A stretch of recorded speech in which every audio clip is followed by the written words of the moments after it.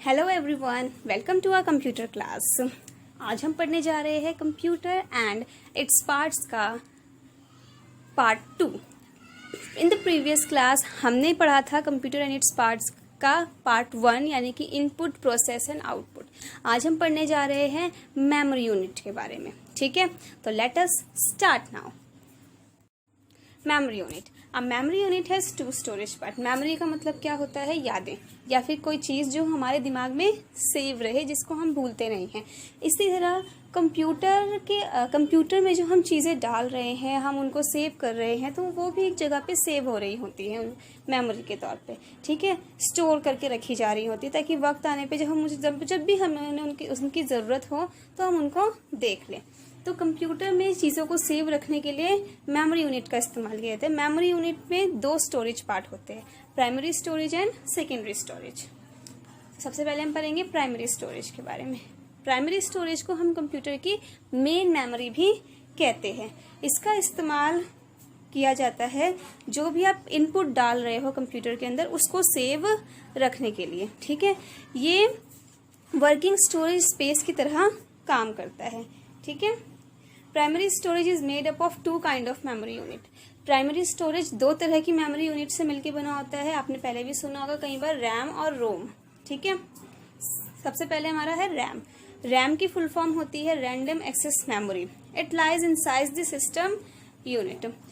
ये जो होता है रैम, ये सिस्टम यूनिट यानी कि आपके कंप्यूटर के अंदर पहले से ही फिट होता है रैम। ठीक है, इसके अंदर हम किसी भी जो भी हम डाटा डाल रहे हैं या जो भी काम हम कर रहे हैं, उसको हम टेम्परेली सेव कर सकते हैं। यानी कि कुछ देर के लिए, जब तक आप कंप्यूटर पे काम कर रहे हो तब तक आपकी वो चीज़ उसके अंदर चल रही है और सेव है। अगर आपने कंप्यूटर को बंद कर दिया तो वो सारी चीज़ें गायब हो जाएंगी, उसके अंदर सेव नहीं रहेंगी। रैम यही काम करता है। जैसे आपने भी कई बार किया होगा कि हम क्या करते हैं, हम कुछ लिख रहे हैं, कुछ भी लिख रहे हैं या ड्रॉ कर रहे हैं MS पेंट पे जाके, और अचानक से अगर लाइट चली जाती है तो जो पेंट आप कर रहे थे वो पेंट दोबारा नहीं आता, क्योंकि वो सेव ही नहीं हो पाया है। तो रैम यही करता है कि आप जो काम कर रहे हो वो उसको उसी टाइम पे सेव रखेगा, लेकिन अगर आप कंप्यूटर ऑफ कर देते हो, लाइट चली जाती है, तो फिर वो आपका सेव नहीं रहेगा। ठीक है, ये इसकी एक कमी है। नेक्स्ट अब रोम। देखिए, रैम कुछ इस तरह का दिखता है।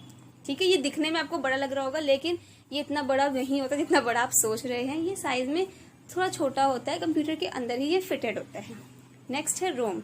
रोम की फुल फॉर्म होती है रीड ओनली मेमोरी। ठीक है, ये मेमोरी जो होती है ये छोटी छोटी मेमोरी चिप्स से मिल के बनी होती है। वो साइज में बहुत छोटे छोटे मेमोरी चिप्स होते हैं, जिनको मिला के थोड़ी सी बड़ी मेमोरी चिप रोम यानी कि बनाई जाती है।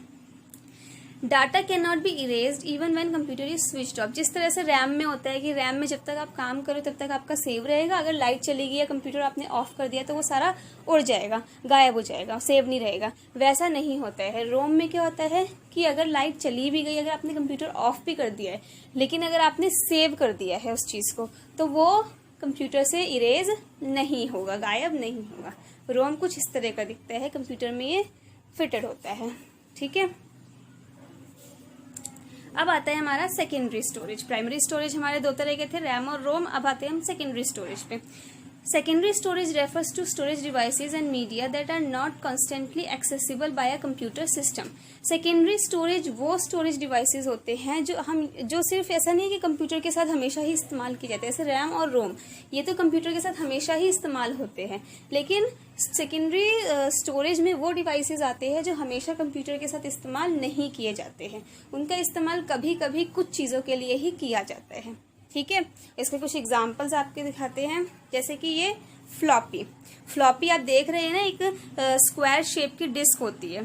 ठीक है, ये बहुत आसान तरीका है कि हमने इसके अंदर जो डाटा सेव करके रखा है हम उसको कंप्यूटर में भेज दें, या कंप्यूटर के अंदर जो डाटा है हम इसके अंदर सेव कर दें। ठीक है, इसे हम किसमें CPU में हमारा एक फ्लॉपी ड्राइव बना होता है, हम उसको बाहर निकालते हैं फ्लॉपी ड्राइव को, इस फ्लॉपी को उसके अंदर डाल के, और जो भी डाटा सेव करना है वो हम सेव कर देते हैं। ठीक है, नेक्स्ट है हमारा हार्ड डिस्क। हार्ड डिस्क जो होता है ये CPU बॉक्स के अंदर होता है। ठीक है, CPU बॉक्स के अंदर होता है और इसमें बहुत सारा डाटा आराम से फिट हो सकता है।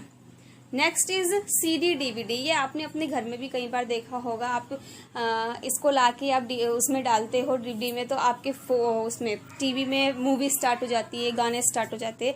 तो ये कुछ इसी तरह का होता है। CD या DVD का इस्तेमाल हम करते हैं स्टोर करने के लिए, या डाटा को यानी जो भी चीज़ इसके अंदर है उसको ट्रांसफ़र करने के लिए। ये शेप में सर्कुलर यानी कि गोल होती है, और फ्लॉपी से ज़्यादा चीज़ें इसके अंदर सेव हो सकती हैं। ठीक है। नेक्स्ट है पेन ड्राइव। पेन ड्राइव जो होता है ये साइज में आप देख रहे हो काफ़ी छोटा होता है। आप लोगों में से कहीं होगा घर पे होगा। ठीक है। ये साइज में बहुत छोटा होता है, लेकिन इसके अंदर बहुत ज़्यादा चीज़ें स्टोर करके रखी जा सकती हैं। जो भी डाटा आप चाहो इसके अंदर स्टोर करके रखा जा सकता है। ठीक है। तो आज हमने पढ़ा मेमोरी यूनिट के बारे में, कि मेमोरी यूनिट जो होता है वो दो तरह की होते हैं, प्राइमरी स्टोरेज और सेकेंडरी स्टोरेज। प्राइमरी स्टोरेज में दो तरह की मेमोरी यूनिट होती है, रैम और रोम, जो कंप्यूटर के अंदर पहले से सिस्टम के अंदर होती हैं। ठीक है। उसके बाद हमारा सेकेंडरी स्टोरेज आता है, जिसका इस्तेमाल हमेशा कंप्यूटर के साथ नहीं होता, कंप्यूटर के अंदर फिटेड नहीं होते हैं। उनका इस्तेमाल बाहरी रूप से किया जाता है। जैसे कि हमारे एग्जांपल्स हमने देखे थे अभी, फ्लॉपी हो गया, हमारा हार्ड डिस्क हो गया, हमारा CD DVD हो गया, या पेन ड्राइव हो गया, एटसेट्रा एटसेट्रा, बहुत सारे हो गए। ठीक है। तो this is all about memory unit today. I hope you understand very well.